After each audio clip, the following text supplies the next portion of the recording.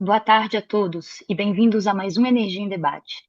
O Energia em Debate é um espaço essencial para a troca de ideias e construção do futuro do setor energético, e é uma iniciativa dos Future Energy Leaders em Portugal. Os FELPT são uma iniciativa da Associação Portuguesa de Energia, em parceria com o World Energy Council, que busca desenvolver a liderança no setor energético e promover o conhecimento, além de fomentar o networking no setor. O nosso objetivo é criar um espaço dinâmico para partilha de experiências, capacitação e colaboração entre diferentes gerações e áreas do setor. Acreditamos que, através do envolvimento ativo e da troca de ideias, podemos contribuir para um futuro energético mais sustentável e resiliente. Bom, o tema de hoje é o impacto da descarbonização no território e comunidades.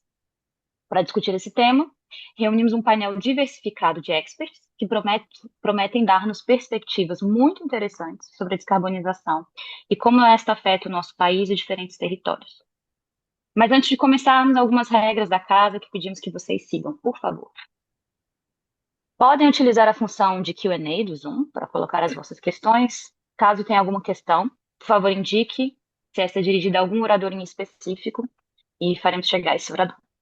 O período de debate será após o painel de apresentações, sendo as questões apresentadas pelo moderador, no caso, a moderadora hoje, Ariana Figueiredo Martins. Se for necessária assistência ou houver alguma questão relativa à organização, por favor, também coloquem-nas no painel de mensagens do Zoom e responderemos diretamente.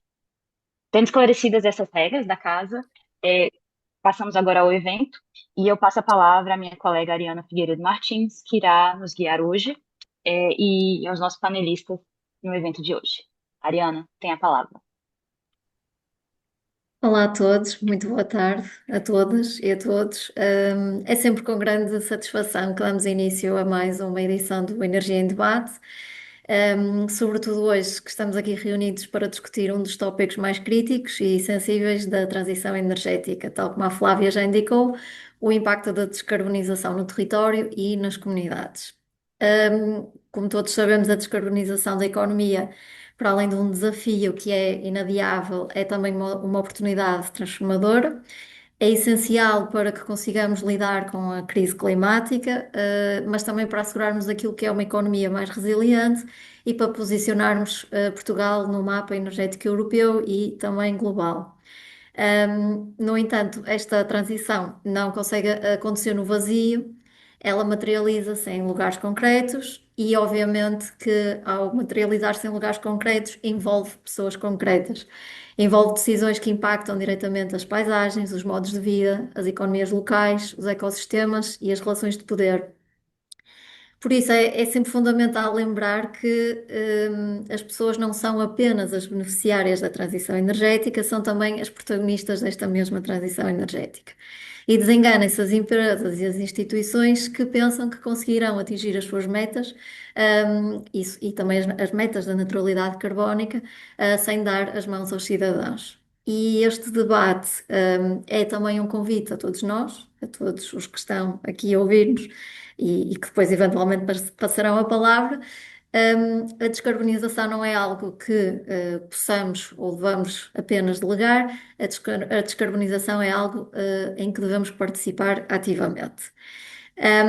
Esta transição é também uma questão estrutural e há algumas questões que se lançam, tais como onde é que vamos instalar um parque eólico, como vamos fazer a extração do lítio que é necessário, por exemplo, à construção de baterias, quais infraestruturas construir e onde. E obviamente que todas as respostas a estas questões acabam por ter consequências reais. Como em tudo na vida, há sempre trade-offs a considerar e é importante pensarmos sempre quem é que ganha e quem é que perde em cada projeto e como se mede o valor coletivo face aos interesses individuais.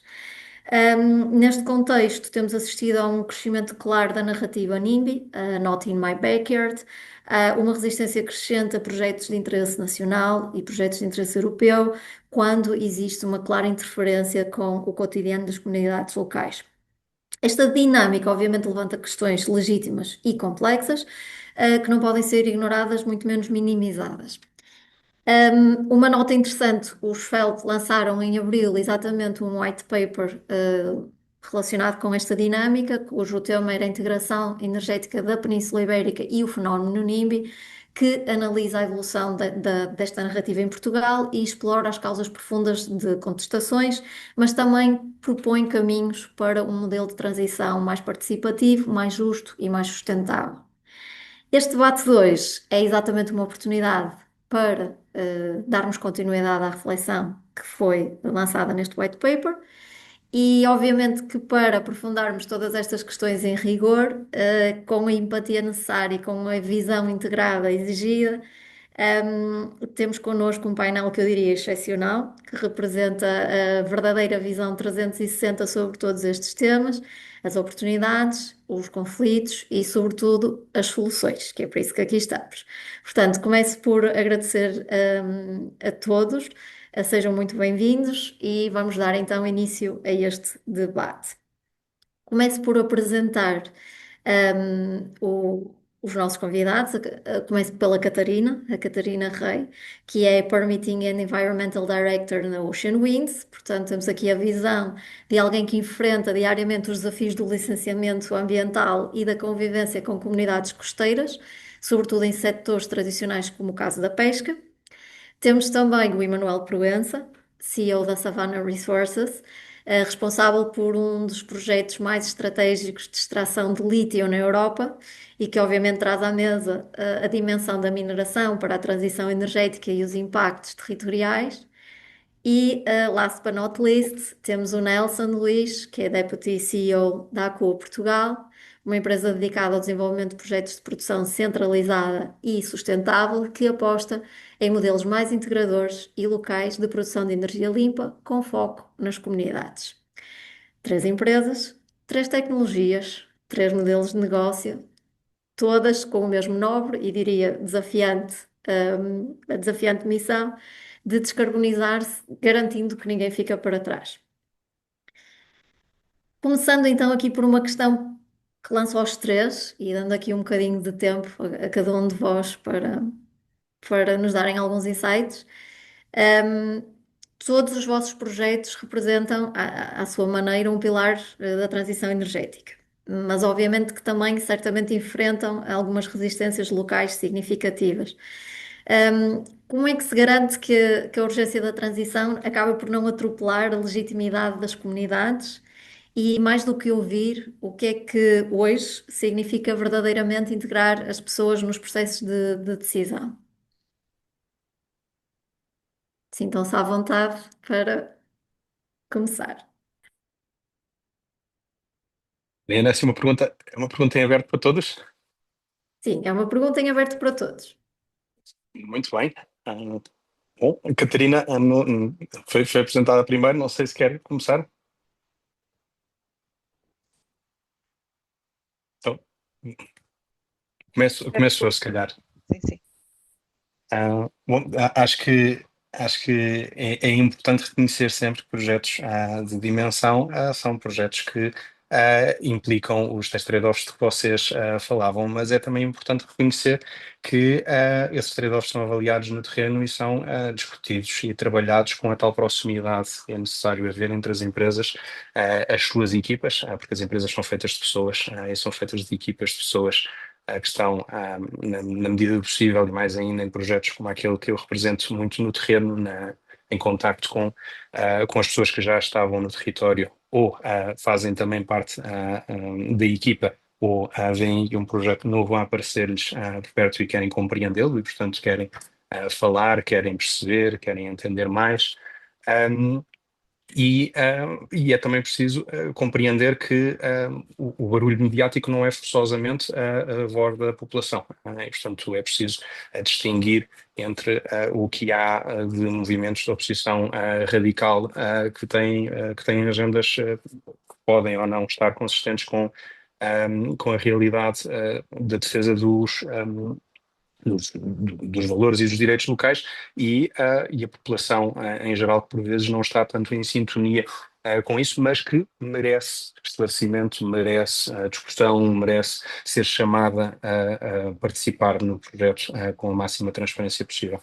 Eu intervi primeiro porque sei que o meu projeto é um projeto que teve ao longo de alguns anos muita pressão mediática, era levado por uma equipa que era mais internacional do que aquela que temos hoje e, portanto, estava também um bocadinho mais longe da realidade local, e com mais dificuldade de comunicação. A maioria das pessoas não falava português, logo à cabeça, ou não conhecia bem a realidade transmontana, e, portanto, tudo isso, evidentemente, foi criando espaço para que se criasse essa percepção de muito ruído e de muita preocupação, e essa percepção tinha alguma aderência à realidade, porque realmente a empresa não tinha tido capacidade de aproximação ao local e de construção de diálogo.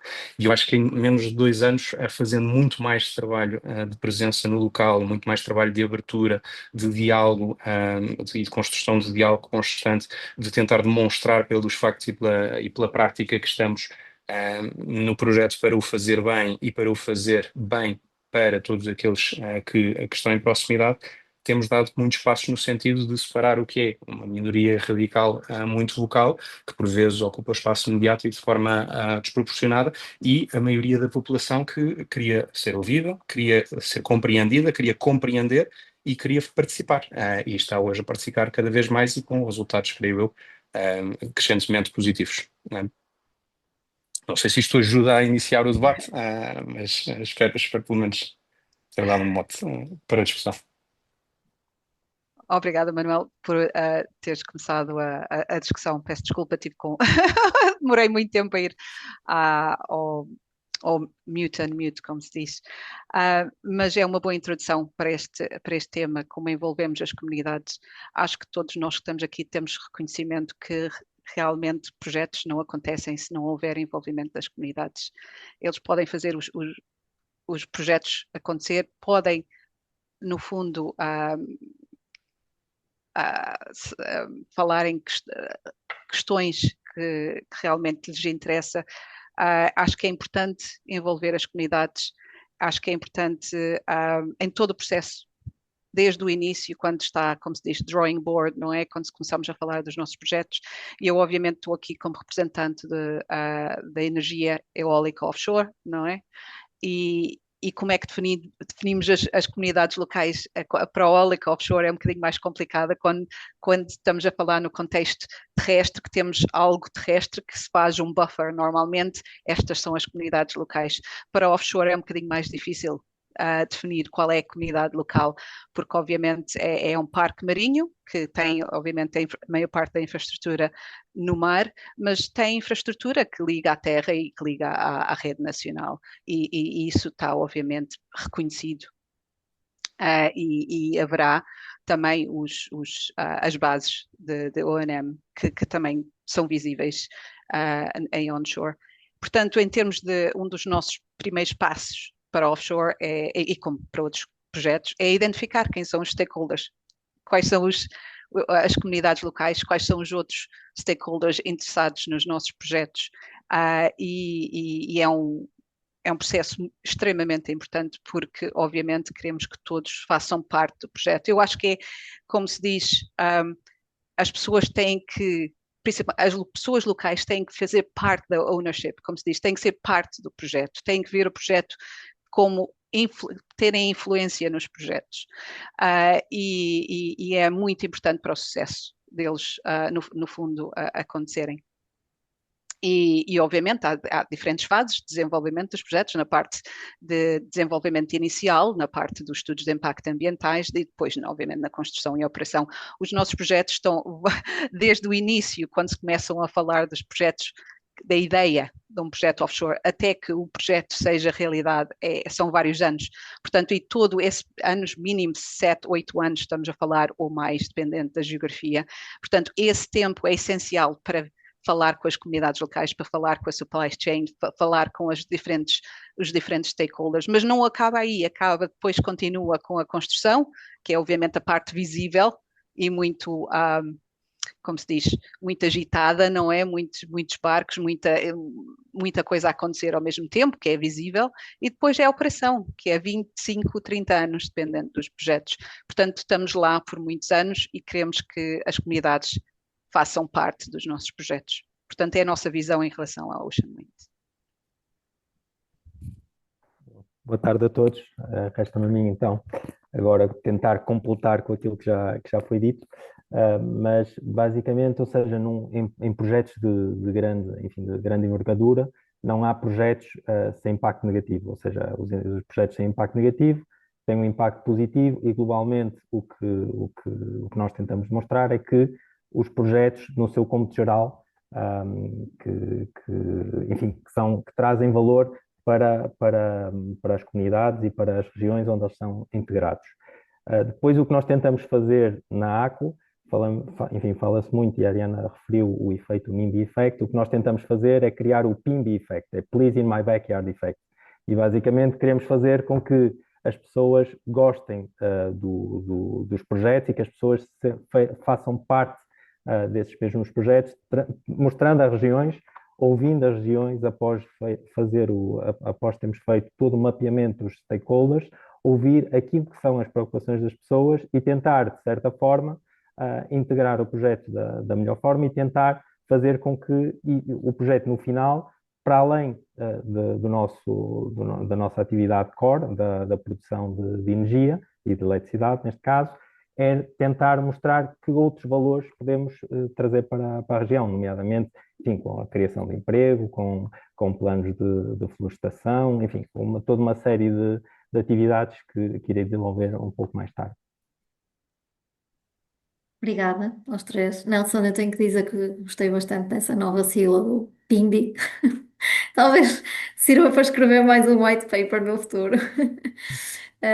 E vou aproveitar já agora e dirigir-te também mais uma questão, que é a seguinte: a ACOA sendo uma empresa de produção centralizada, não é? Acaba por ter aqui um papel predominante naquilo que são as metas, por exemplo, acaba por ser um dos vetores principais nas metas de descarbonização.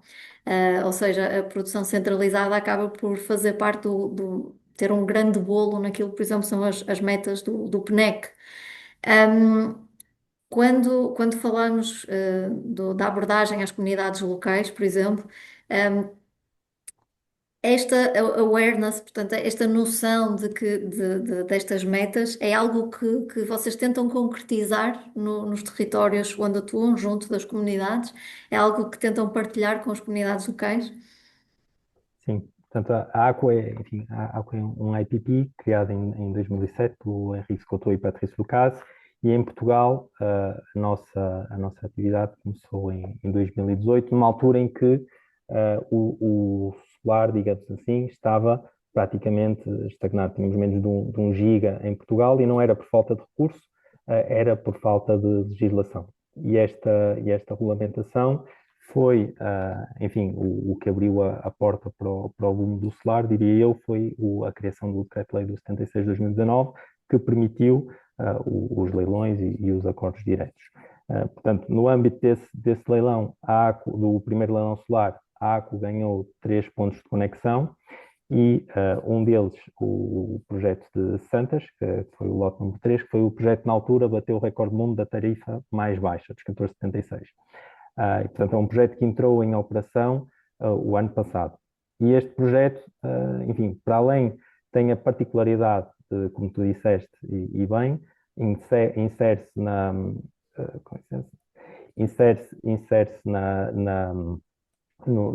nas metas do PNEC, nos 75% que tem que ver com a produção centralizada do solar, e, portanto, tem um papel fundamental na matriz energética portuguesa, não só nas metas em si, mas também para tentar, de certa forma, baixar o preço médio àquele enfim, que os portugueses têm acesso. Portanto, quando nós olhamos para a legislação hoje, vemos que o fator bloqueante é o acesso aos pontos de conexão. E a partir do momento em que eles são atribuídos, são eternos, e o que cada um dos players está a fazer, não é só a ACO, é todos os players em Portugal, estão a olhar para o ponto de conexão de uma perspectiva multitecnologia e, portanto, olhar para a possibilidade de fazer os projetos híbridos, projetos eólicos, projetos de storage, e, portanto, aí são projetos, são todos à volta, a partir do momento em que temos um ponto de conexão, são todos à volta daquela região. Portanto, a partir do momento em que temos o ponto de conexão, é uma relação para a vida.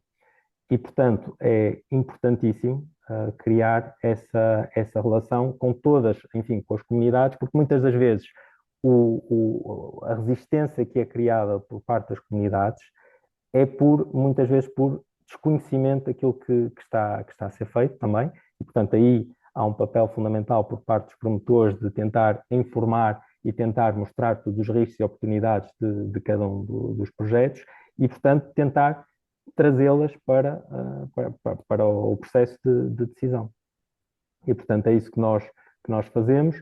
Nós temos depois também, quando se olha para o portfólio da ACO como um todo, nós trabalhamos muito com os agricultores, por exemplo, nos projetos agrivoltaicos, temos projetos a operar há mais de 10 anos, portanto, fazem com que, num meio que é tradicionalmente rural, onde se compatibilize vários usos da terra, isso é positivo, e traz valor às regiões e permite dinamizar novas atividades. E para além disso, para além dessas mesmas atividades, temos também todas as outras atividades que são criadas, ligadas nomeadamente às atividades de operação e manutenção dos parques no longo prazo, onde nós tentamos criar situações de emprego local, onde tentamos também formar as populações e onde também tentamos dar, enfim, tentamos partilhar um pouco daquilo que é o valor dos projetos, porque só assim os projetos são bem aceitos e vão para a frente. Obrigada, Nelson. De facto, é uma excelente estratégia. É, o que nós já conhecemos, portanto, a tecnologia, o solar e essa envolvência com o meio é algo pronto, já tem vindo a ser desenvolvido ao longo dos anos. Portanto, a minha segunda questão vai endereçada à Catarina, que é exatamente quando migramos para um habitat que é completamente diferente, não é? Um, Quais é que são as principais dificuldades, neste caso impostas pela eólica offshore, e quais é que são, as estratégias que neste caso a Ocean Winds, tem para tentar mitigar essas dificuldades, sobretudo nisto que no contexto, por exemplo, no contexto português, acaba por ser ainda uma novidade. Um, as dificuldades de trabalhar num aspecto marinho são realmente reais. Obviamente, em termos de dados, recolha de dados de investimento, estamos a falar de investimentos muito significativos, mas o processo de desenvolvimento não é muito diferente de um projeto onshore. Como eu falei há bocado, disse que identificar os stakeholders é importante. E temos stakeholders que realmente estão interessados nos nossos projetos e que são afetados diretamente pelos nossos projetos, sejam parte marinhos ou parte terrestre, pela natureza da nossa infraestrutura, seja aquela que nós, no fundo, controlamos, que é o nosso parque, e depois a infraestrutura que realmente liga o nosso parque à rede nacional. E tem todas no fundo, as suas especificidades, não é como se diz, palavra difícil, mas o processo não é assim muito diferente. É importante ouvir os stakeholders. O desenvolvimento dos nossos projetos é muito aberto em termos de conversa com os nossos stakeholders. O governo português, por acaso, se bem que demorou, digamos, um tempo a definir os projetos, onde é que vão ser os projetos offshore, seguiu um processo muito rígido, muito definido, para identificar as melhores zonas com o menor impacto para os stakeholders. E esse processo de consulta pública é muito importante, é o que damos, é dar voz a toda a gente, todo português teve a oportunidade, seja uma organização, seja uma pessoa individual, de fazer parte desse processo de definição de onde é que os processos são. Os projetos vão ser. E eu acho que é fundamental e obviamente, por esse processo todo evoluiu. As áreas iniciais eram maiores, eram em certas zonas diferentes, não é? Posso dar o exemplo da Viana do Castelo, que início tinha sido identificada como capacidade de 2 gigawatts e, no fundo, acabou agora, este ano, de ser definida por 800 megawatts, que realmente diminuiu em termos de tamanho à área, como capacidade de projetos, mas foi principalmente ao feedback de pescadores, da indústria de pesca, que é uma das indústrias que realmente utiliza dia a dia os recursos marinhos. E isso é muito positivo, é englobar o processo de desenvolvimento com os nossos stakeholders. Portanto, daqui para a frente, não acaba aí na parte da consulta. Depois, obviamente, quando os projetos forem realmente realizados, como eu digo, essa consulta e esse envolvimento com os stakeholders é muito importante. Obviamente, falei de pescadores porque realmente são aqueles que são muitas vezes mais vocais, que falam mais, porque realmente têm um impacto visível no seu dia a dia. Mas não são os únicos e, obviamente, temos em consideração todos os stakeholders. Em relação à Ocean Winds, tem uma vantagem muito grande em relação em offshore, porque, obviamente, está presente em muitas geografias e também está presente em Portugal. Somos o único operador de um parque offshore em Portugal. Portanto, temos as lições que se aprenderam nessa relação com os stakeholders em vários países, e sabemos o que é que funciona nesses países, e não é o mesmo modelo que funciona num país que funciona noutro país, porque os stakeholders são individuais e têm os seus requisitos, o que é que lhes preocupa, mas realmente o que vemos é que normalmente o feedback é muito, pode ser que os detalhes sejam diferentes, não é? E obviamente o tipo de pesca é diferente, mas no fundo é minimizar o impacto para o dia a dia. E em Portugal temos essa relação já criada e conhecemos os stakeholders aqui em Portugal. O que eu diria nas mensagens mais importantes aqui hoje é que as indústrias podem coexistir, a pesca offshore e outras.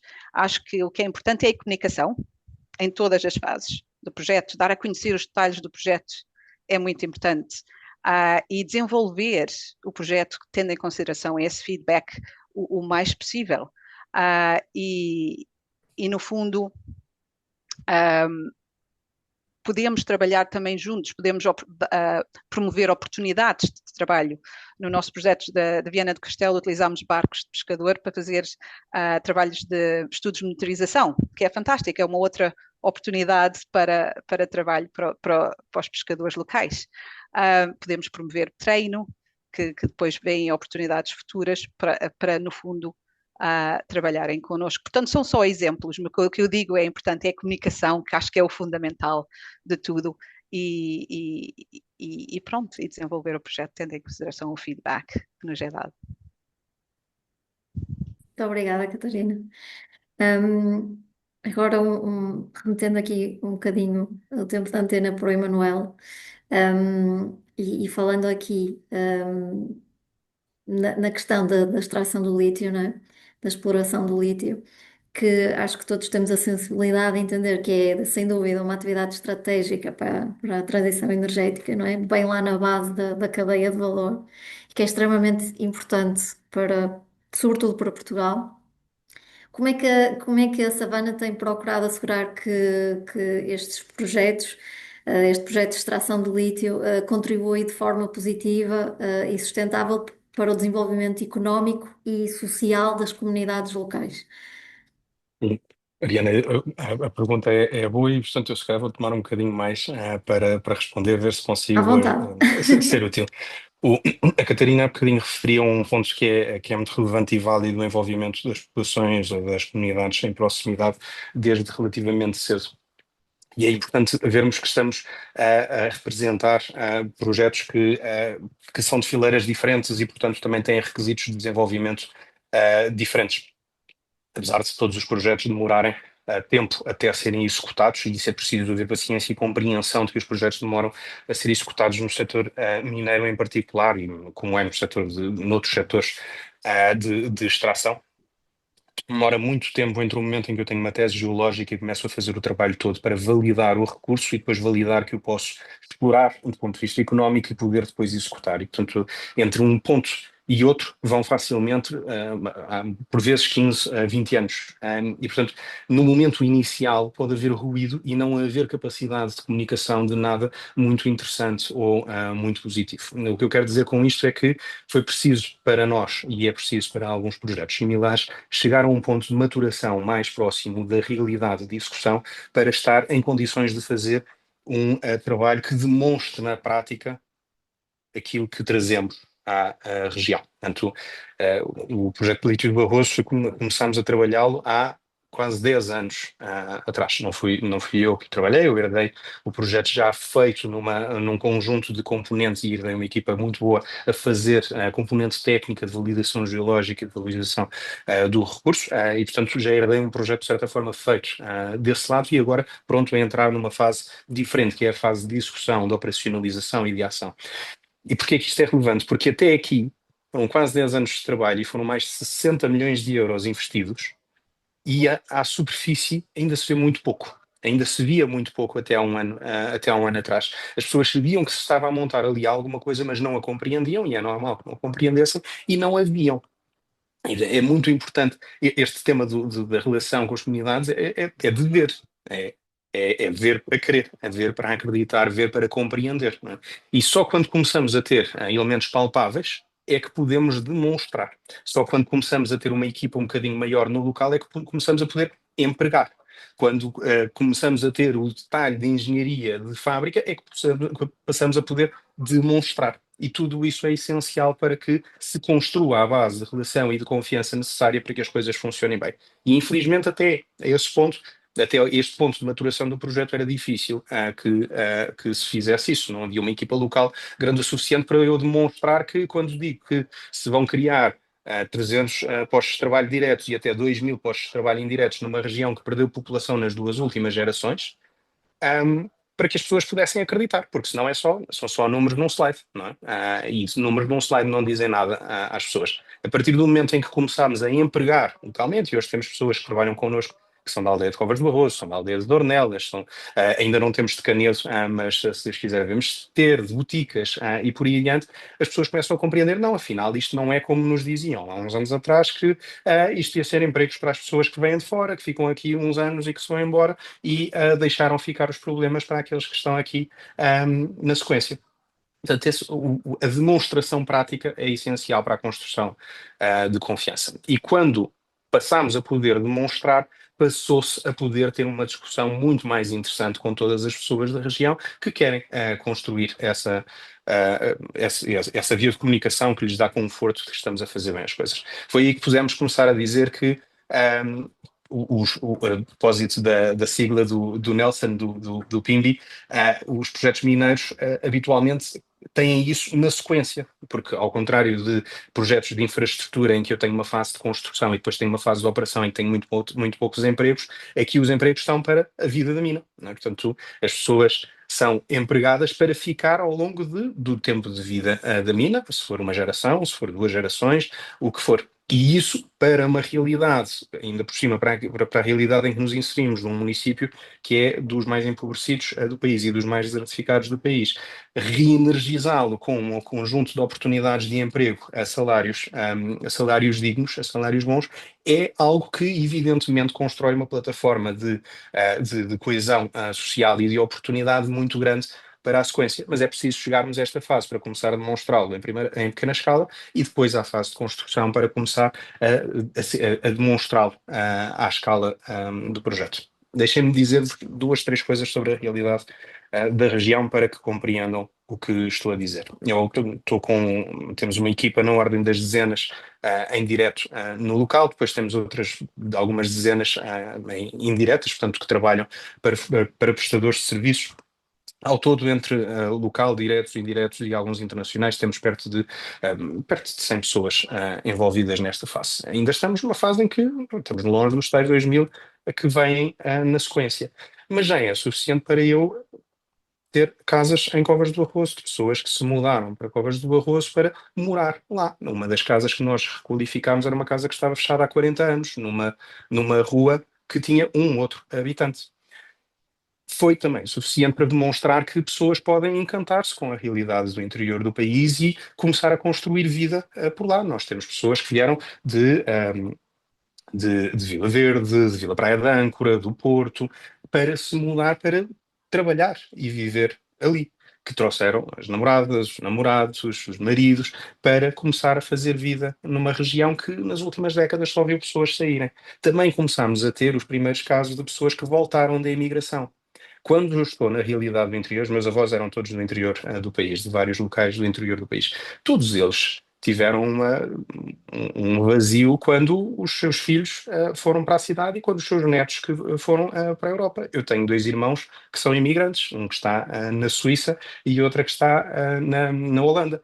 A mim entusiasma-me muito a ideia de poder trazer pessoas de volta e, portanto, compreendo que quando numa aldeia vêm pessoas, ou num município ou com uma vila vêm pessoas que voltaram, isso constrói uma base de confiança que é inigualável. Eu podia mostrar os PowerPoints que quisesse, mostrar, dar as promessas de sonho que se quisesse, mas enquanto as pessoas não veem e não conhecem a realidade de um ou outro caso, que demonstram na prática que acontece, tudo isso muda. E nesta realidade como a que temos no município de Ticas, nós temos aldeias em proximidades, a Gestosa tem Esteira, perdão, tem menos de 20 habitantes. Lousas, que está em proximidade à nossa área de construção, tem 4 habitantes ao dia de hoje. Caseires da Serra, um bocadinho mais distante, tem 1 habitante ao dia de hoje. E, portanto, a repopulação, o voltar das pessoas todas que tiveram de emigrar e que podem construir uma vida porque há um projeto que lhe serve de âncora para desenvolvimento social e económico sustentado ao longo de décadas se tudo correr bem, de gerações, é algo que muda por completo o contexto de trabalho. E a partir do momento em que esse contexto começa a mudar, eu posso começar a fazer outras coisas, como convidar as pessoas das aldeias a visitarem os espaços de trabalho do projeto. Posso convidá-las a perceber o que estamos a fazer no terreno. Posso convidá-las a um final de dia em conjunto em que temos umas cervejas e umas febras a comer.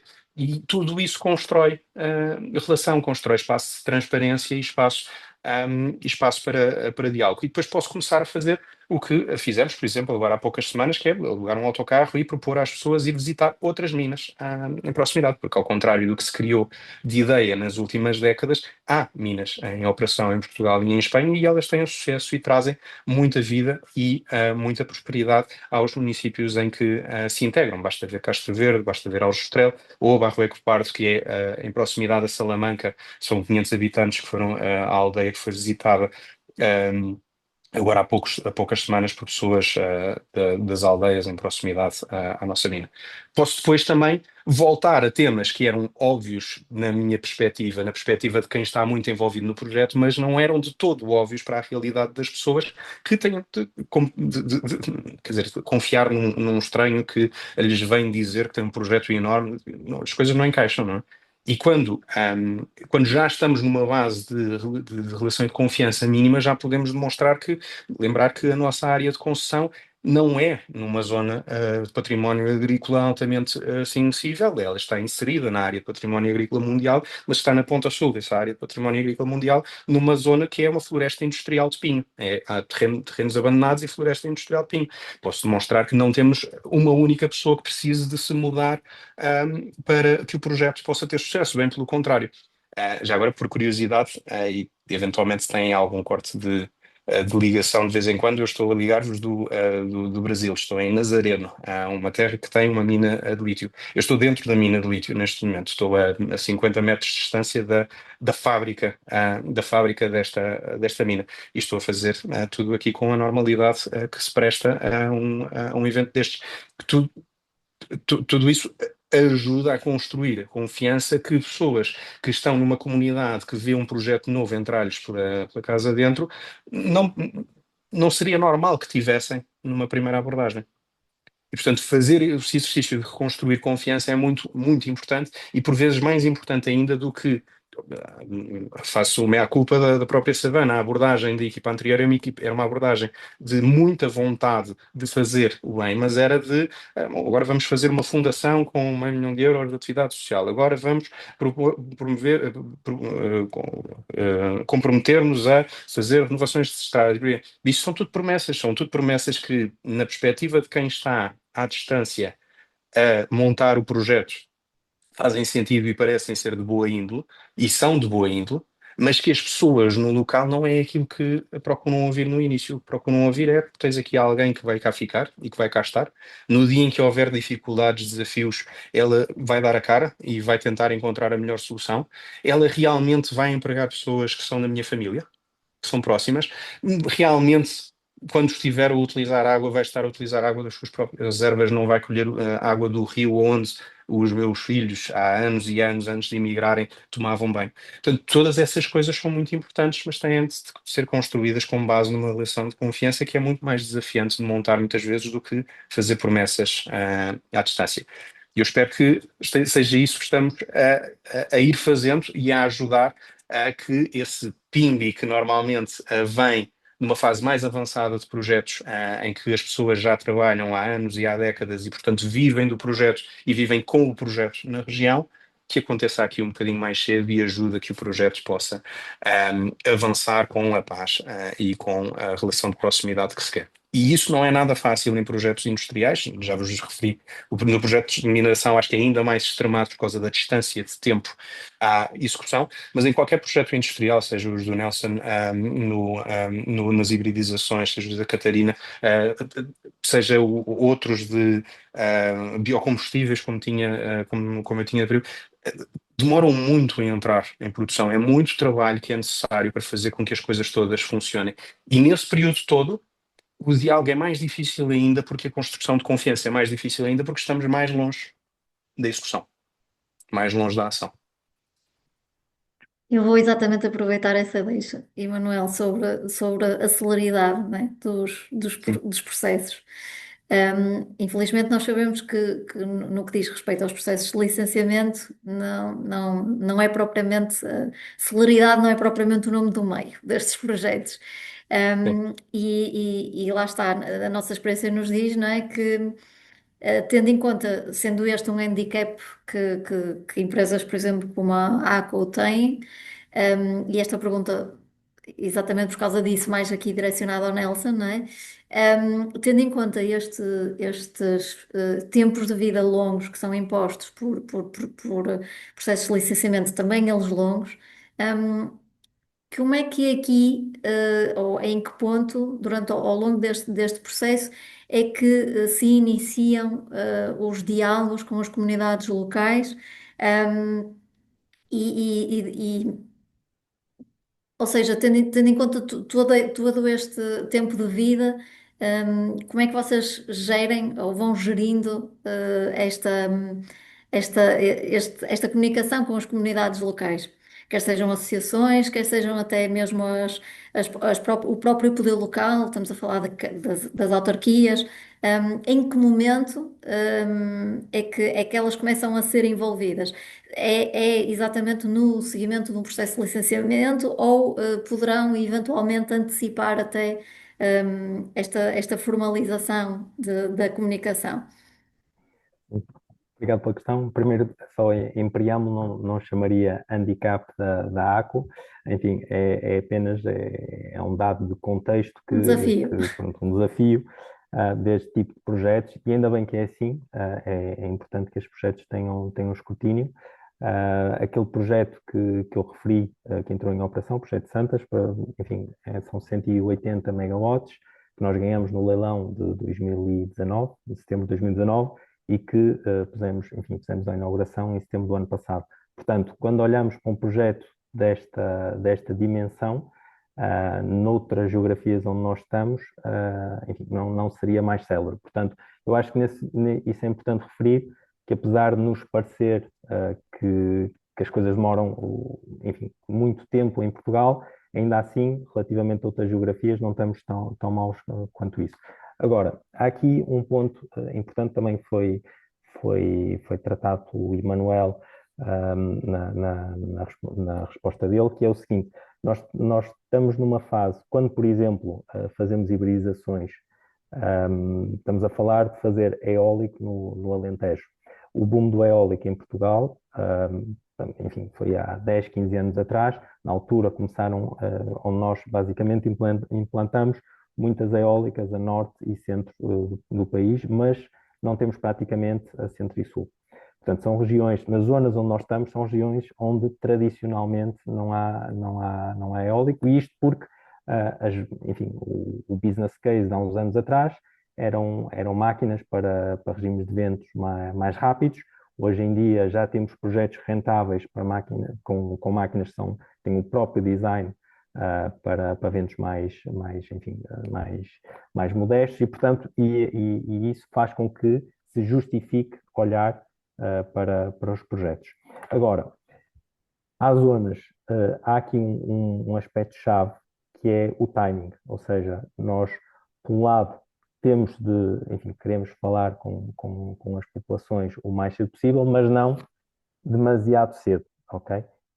Porque nós não podemos, há uma fase inicial quando estamos em prospecção, ou seja, estamos a identificar a zona. Nós não poderíamos fazer uma assembleia pública, digamos assim, a dizer que queremos implantar aqui um projeto, se calhar numa zona onde o projeto nem sequer é viável. Portanto, tem de haver o mínimo de maturidade para podermos apresentar algo concreto às populações. Evidentemente, isso não invalida que se faça enfim, um mapeamento de todos os stakeholders e que se identifique as preocupações da população, mas o projeto tem de ter digamos, alguma maturidade, até por uma questão enfim, de credibilidade. A partir desse momento, há, por lei, obrigatoriamente, os promotores fazem os planos de envolvimento de comunidade, e, numa perspectiva de longo prazo, nós, promotores, queremos ir além. Nós, enfim, no caso particular da ACO, queremos ir além daquilo que o plano de envolvimento de comunidades,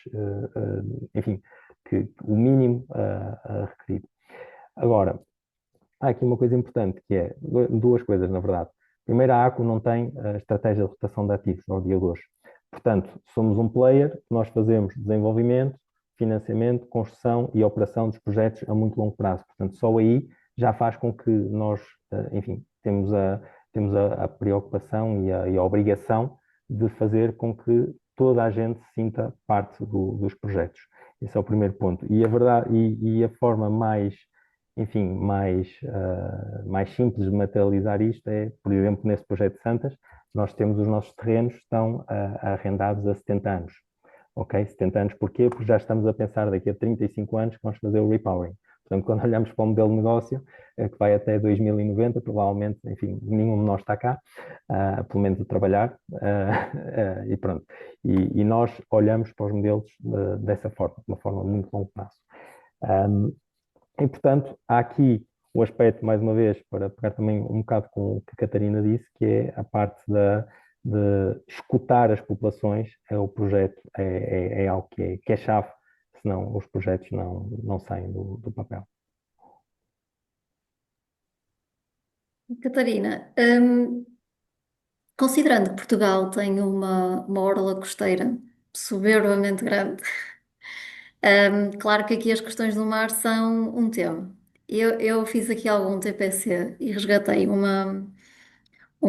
algo que a doutora Assunção Cristas escreveu para a Visão, dizendo que as eólicas offshore são âncoras do desenvolvimento da economia sustentável do mar.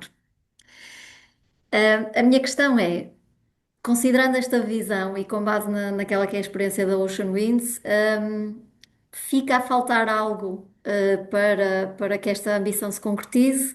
E se a resposta for sim, o quê? Sim, ainda não estamos lá. O que falta é realmente a realização de todas estas ambições. E para a realização dessas ambições, tem que haver uma política clara de promoção da indústria offshore. Como eu disse há bocado, os investimentos para desenvolver projetos offshore são enormes. Dependendo do tamanho do projeto, mas são sempre projetos grandes, porque realmente necessitam desse investimento. Um, tem que valer a pena para investir, tem que haver confiança que realmente as políticas são a longo prazo e que não vão mudar, não é? Mas é uma oportunidade fantástica. O país tem, como disse, uma costa que é invejável. O que nós vemos que é uma criação de valor, é uma criação de valor em termos de conhecimento, potencial de emprego e de serviços globais que suportam essa indústria. E já ouvimos noutras geografias, obviamente há um projeto offshore em Portugal, o da Ocean Winds, com o Wind Atlantic, mas obviamente esse são 3 turbinas, é o que se chama pre-commercial, pequena escala, mas quando se vê na criação da indústria em si e os potenciais o que é que se pode ganhar em termos de país, são fantásticos. Eu posso falar de um exemplo do nosso primeiro projeto, que eu felizmente vi desde mesmo do início, quando estava a falar de desenvolver o projeto até que agora está em operação. Eu estou sediada na Escócia, no Reino Unido, e comecei a trabalhar num projeto no nordeste da Escócia, que se chama Moray East. Não havia indústria offshore wind nesse momento, nessa altura, quando eu comecei a trabalhar em offshore wind aqui na Escócia, e falámos com os stakeholders, e no puro sentido de stakeholder, havia muita dúvida. O que é isto de offshore wind? Quais são quais são os impactos, mas quais são os benefícios? E é fantástico ver, 15 anos depois, a criação de conhecimento. Fizemos estudos para descobrir o que realmente existe no parque, na área marinha, porque muitas das vezes não se sabe o que existe lá. E sem se saber o que é que existe lá, não se pode preservar o que é que existe lá. Portanto, dados, reconhecimento do que é que está lá, os estudos, a monitorização, obviamente sustentável, desenvolvimento sustentável dos projetos e depois envolvimento das comunidades, é fantástico. Hoje em dia vemos os parques desenvolvidos, vemos as nossas bases do ONM com muitos trabalhadores locais, que é fantástico, que promovem eles mesmos o desenvolvimento de projetos offshore, porque veem que realmente é tangível aquele benefício local. Falamos com muitas escolas, com crianças mais jovens, aquelas de universidade, que querem saber como é que podem ser envolvidas, como é que podem tirar partido destes nossos projetos de larga escala, com muitos empregados, dependendo do tamanho do projeto, mas estamos a falar em várias, dependendo da fase também, mas várias centenas e milhares de empregados, diretos e indiretos, e depois atrair a supply chain, porque se não houver aquela visão futura, as outras companhias que suportam os nossos projetos também não investem localmente. E uma das nossas, e vemos mesmo no nosso procurement, dos nossos serviços, temos sempre, pomos ler mesmo lá a cláusula, quais são qual é que vem local, qual é o serviço que é local, promovemos o uso de companhias locais, a não ser que não exista mesmo esse serviço local e tem que justificar realmente, porque faz sentido. E, portanto, eu vejo que Portugal pode tirar muito, tendo visto noutros países, que Portugal não há nada que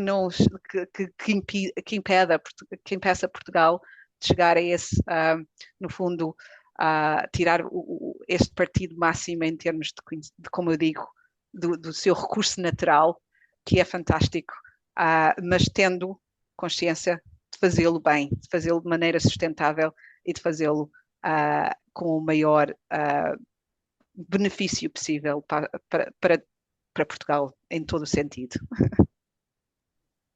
Manuel, Portugal é também um país com uma grande e longa tradição mineira. E creio que há pouco, quando falávamos da questão cultural, não é? Acaba por ser interessante ter esta história. De que forma é que o processo ou o modelo de mineração dos dias de hoje é também adaptado comparativamente àquilo que era antigamente, por forma a garantir ou responder a estas exigências que existem hoje. Portanto, as minas da picareta. Portanto, bom, Exato. mas é curioso como, tanta coisa nos remete para essa realidade, que é uma realidade histórica, mas dá muito, muito tempo. É engraçado que ainda em algumas peças jornalísticas se puxa algumas imagens que vêm dessa altura, Branca de Neve e os Sete Anões, tantas referências que nós temos na nossa cultura, na nossa sociedade, que remetem para essa realidade. Numa mina como a da Savana, não há uma única pessoa no chão. As pessoas estão todas em máquinas, portanto é uma unidade industrial avançada. Curiosamente, estive na Austrália há uns meses a visitar também uma outra empresa que antecipou as necessidades de lítio e, portanto, aproveitou bem a última onda de pico de preço no setor do lítio e se transformou num dos grandes colossos do setor a nível mundial. Eles, curiosamente, começaram com projetos da nossa dimensão, só que começaram a operá-lo, a trabalhá-lo há cerca de 8 anos. Portanto, ao dia de hoje são um dos grandes mundiais do setor. E eles têm parte da equipa num arranha-céus em Perth e estão de lá a operar máquinas que estão no terreno, em joystick. Portanto, evidentemente não é isso que nós queremos fazer, certamente, sobretudo à distância, se o fizermos em joystick, mas em boticas, mas é esse nível de tecnologia que temos ao dia de hoje. É uma indústria de autómatos, é uma indústria de muita modelação, de muitos estados, de muito trabalho analítico e muito trabalho de maquinaria pesada para as coisas todas a funcionarem. E isso significa que também todo o trabalho se faz em ambiente controlado, em que tudo está definido, em que tudo é trabalhado à minúcia e, portanto, com isso também se consegue trabalhar com os tais altíssimos padrões do ponto de vista de compliance ambiental e por aí adiante. Portanto, ao dia de hoje, fazer um projeto destes é fazer um projeto industrial e é, sobretudo, fazer um projeto que, no caso específico da mineração do lítio e de uma matéria-prima que só há em muito poucos sítios na Europa de forma viável, do ponto de vista económico, numa fase em que temos tanta coisa a mudar, tanto na mobilidade, os veículos elétricos, como na eletricidade, com a necessidade de cada vez mais modulação do sistema elétrico, como na robótica, como nos drones e por aí adiante, que requerem baterias e, portanto, requerem lítio, um projeto destes é também uma âncora, um ponto de partida para uma fileira que pode ser realmente muito expressiva. A Catarina referia o que o eólico offshore pode trazer. A minha vida profissional anterior foi na região de Aveiro, tinha escritório no Porto de Aveiro e lembro-me de algumas das fábricas da construção da fileira eólica em Portugal e que continuam ainda hoje a empregar milhares de pessoas. E, portanto, sim, é bom e é importante trabalharmos uma fileira construindo âncoras que começam cedo no ciclo de desenvolvimento de uma tecnologia e, portanto, isso também liga com o ponto da necessidade de trabalharmos com alguma celeridade e agilidade e, portanto, não ter atrasos por licenciamentos ou outras coisas, não porque os licenciamentos não devam ser feitos e não se deve seguir à regra tudo o que lá está definido, mas porque, por vezes, o problema não é o procedimento, é o tempo que passa entre passos de procedimento e o tempo em que as coisas ficam perdidas à espera de resposta ou seu similar. E, portanto, não é tempo útil e é tempo que retira competitividade à nossa indústria. Só para vos dar um detalhe relativo à fileira que está em causa quando se trata do ponto de partida Savana. Essa fileira, só começando com o recurso Savana, pode alimentar veículos elétricos numa proporção, à dimensão de primeira fase do projeto da Savana, na dimensão de cerca de um pouco mais de 500 mil veículos elétricos ao ano. Isso é o equivalente a 3 frotas automóveis portuguesas. Portanto, a frota automóvel portuguesa muda à velocidade de cerca de 180 mil veículos ao ano. Portanto, o parque automóvel português precisa de cerca de 180 mil veículos ao ano. E, portanto, podermos não construir uma fileira industrial que descarboniza o equivalente a 3 frotas automóveis portuguesas é gigantesco. E aqueles que, por curiosidade, tiverem vontade de ver, aquilo que eu fazia em Aveiro era trabalhar a fileira que alimentava a mobilidade ao dia de hoje. Alimentava com combustíveis fósseis e depois com os combustíveis verdes que tentava misturar para substituir os combustíveis fósseis, transformando resíduos oleosos em biocombustíveis avançados. Mas eu, de certa forma, cansei um bocadinho de ver isso a acontecer ao mesmo tempo que via navios e navios e navios de combustíveis fósseis a entrar para o sistema português para alimentar os 6 milhões de metros cúbicos de consumo que temos todos os anos desses produtos fósseis, que são minerados noutro sítio, como são líquidos e altamente contaminantes, com desafios que lhes estão associados bastante maiores e que vêm para Portugal para ser queimados e para ser transformados em CO2. Tudo isso tem um valor enorme e faz-nos movermos enquanto sociedade, enquanto país e enquanto economia. Mas é um desperdício de recursos de enorme dimensão e são 6 milhões de metros cúbicos, à volta de 5, 6 milhões de toneladas de produto que todos os anos são consumidos e queimados. Nós vamos fazer 200 mil toneladas de recursos.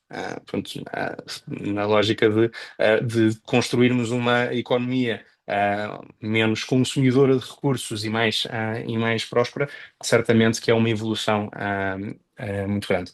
Ariana, peço desculpa que havia aqui há uma pergunta no chat que eu achei interessante, já me foi feita e, portanto, se puder ser, responde-lhe Claro que sim. sem estar a querer fugir muito ao script. Era uma pergunta.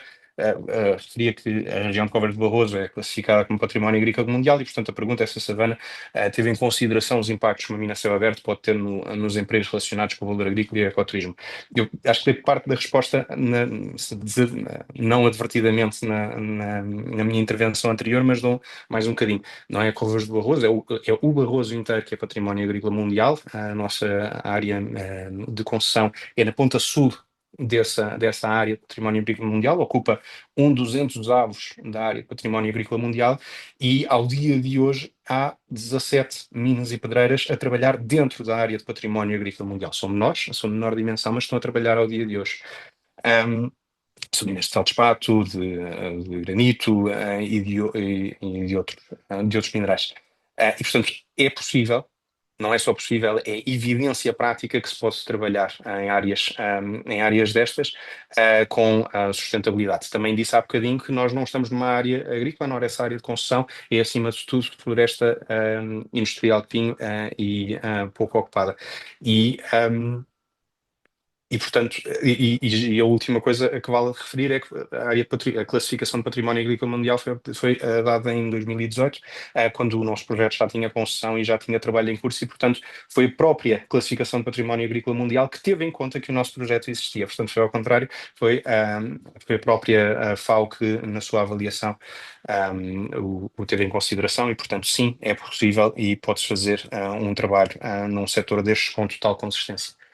Também pegando no facto de estar onde estou hoje, numa mina no Brasil, uh, a 150 metros de distância da área de operação industrial desta mina, há uma queijaria.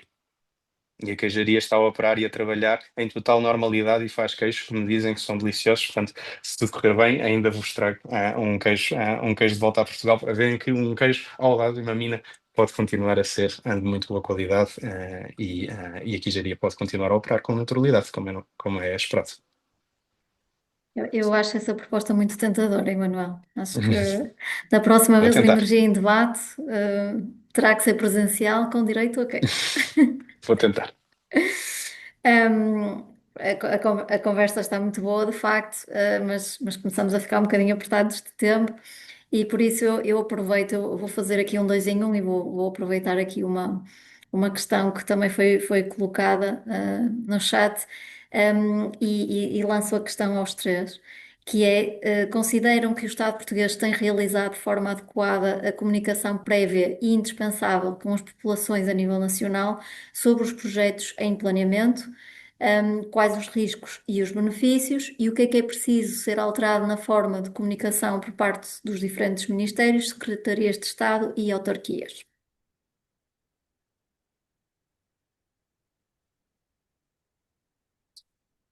Quem quer Silêncio. ser o primeiro?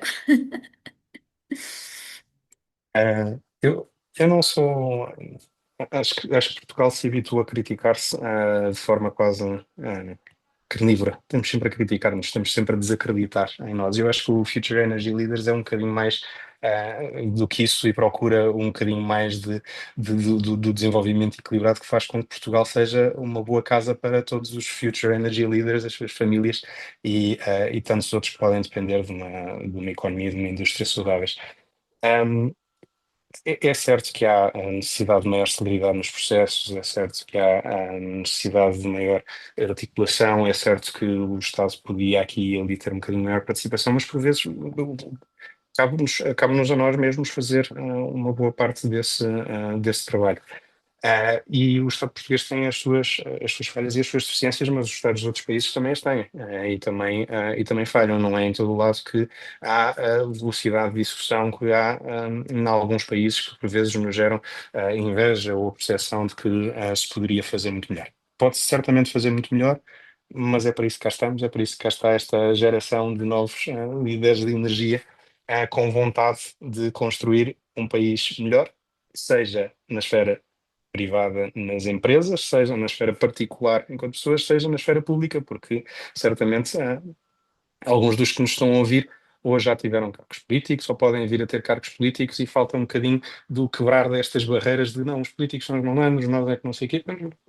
Estamos todos aqui com vontade de construir um país melhor e, portanto, acho que certamente há oportunidade de melhoria, mas essa melhoria faz-se arregaçando as mangas com a ação. Catarina? Eu, obviamente, já falei do tempo que demorou o processo, a identificação das áreas offshore. E realmente demorou bastante tempo. Houve companhias internacionais de bastante peso em sistema, quando se fala de offshore eólico, que realmente estavam interessadas em Portugal e que agora já não estão. Portanto, tem que haver assim um bocadinho de referência também, tem que haver consulta, e é importante que haja consulta. Eu acho que não é importante, é essencial que haja a consulta de como e onde estes projetos vão ser desenvolvidos. E estou de acordo com o Emanuel, também há um bocadinho daquele, nós, cidadãos, nós, cada um individualmente, temos um papel, temos que também reconhecer que somos nós que temos que também falar, não é só dizer que não foi feito bem, mas temos que dizer que realmente estamos de acordo ou não estamos de acordo, mas porquê é que não estamos de acordo? Porquê é que estamos de acordo? Muitas das vezes as mensagens negativas são aquelas as que são mais altas, não é? O que se diz não quer dizer que é uma reflexão do que é que as pessoas realmente pensam.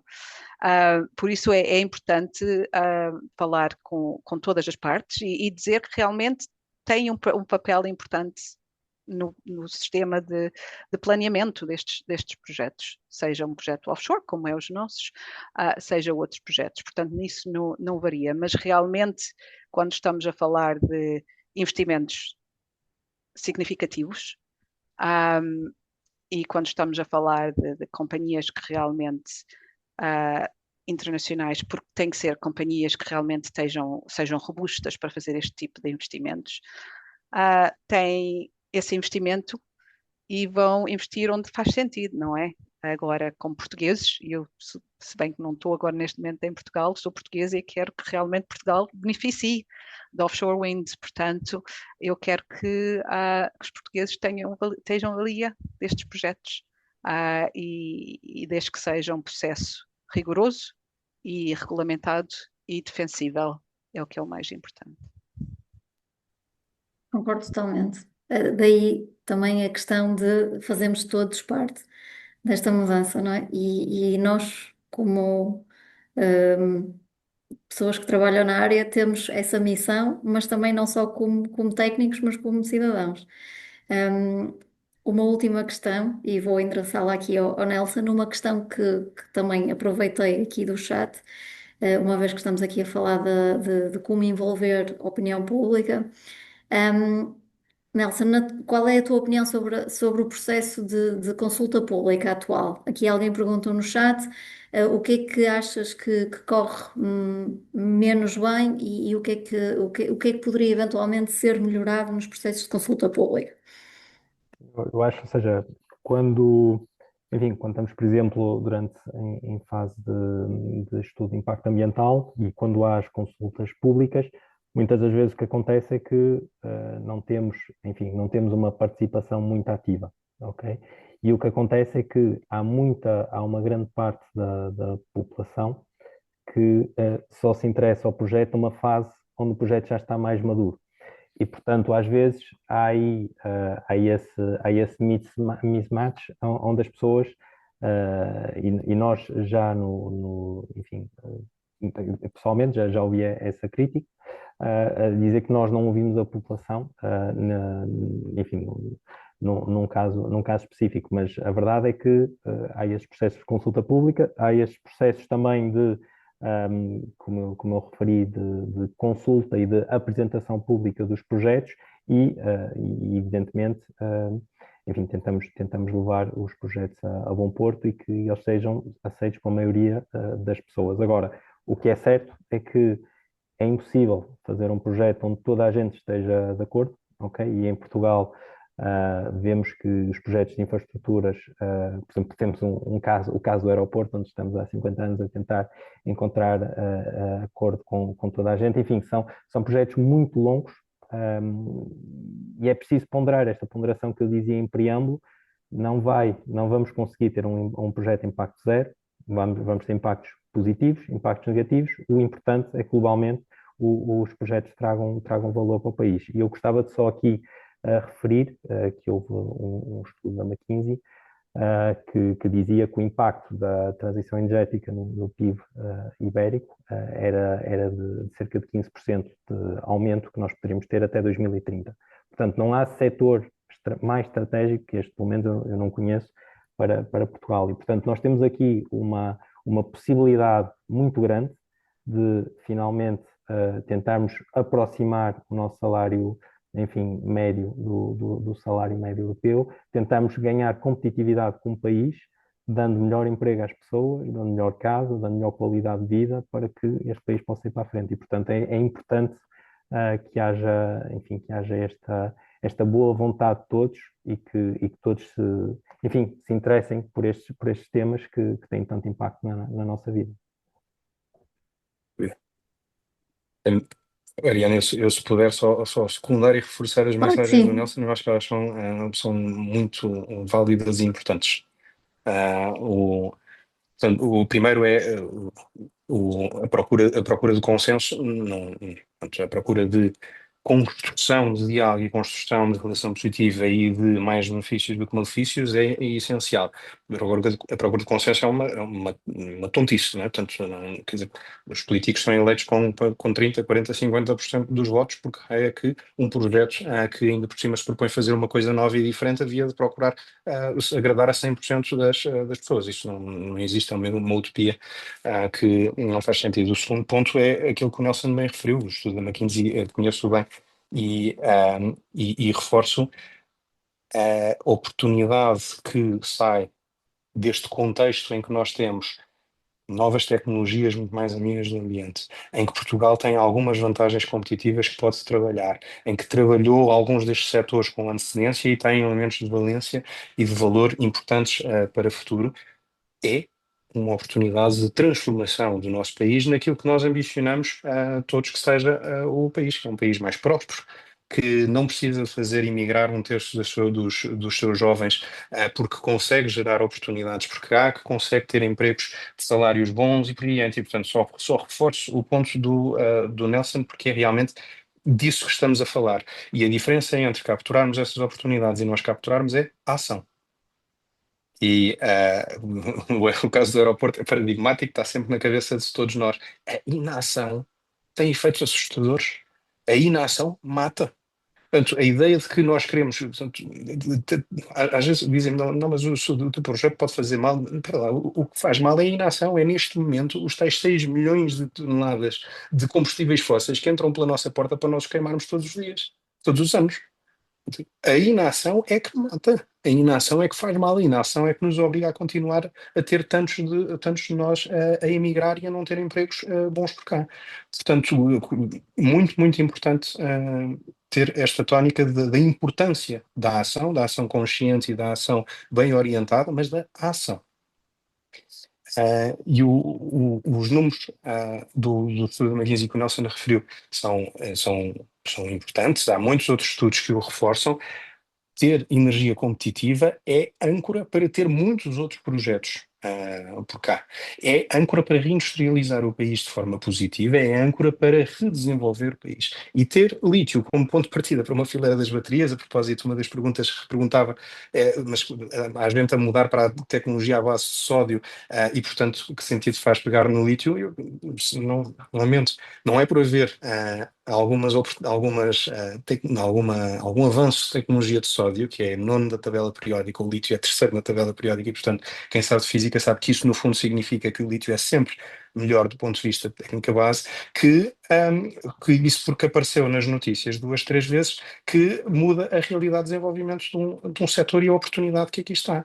Só os projetos que estão anunciados ao dia de hoje na fileira do lítio, desde o projeto da Savana, à refinaria da Lithium e à refinaria da AMG, à fábrica da Calv que está em Sines, à Volkswagen que traz o ID.1 para a Auto Europa, à Stellantis e à Iveco que fazem carros elétricos por cá, à DST de Braga que faz uma fábrica de reciclagem em Portugal e por aí adiante. E isto é só o ponto de partida. Só estes projetos como um todo, e a propósito são todos na fileira do lítio.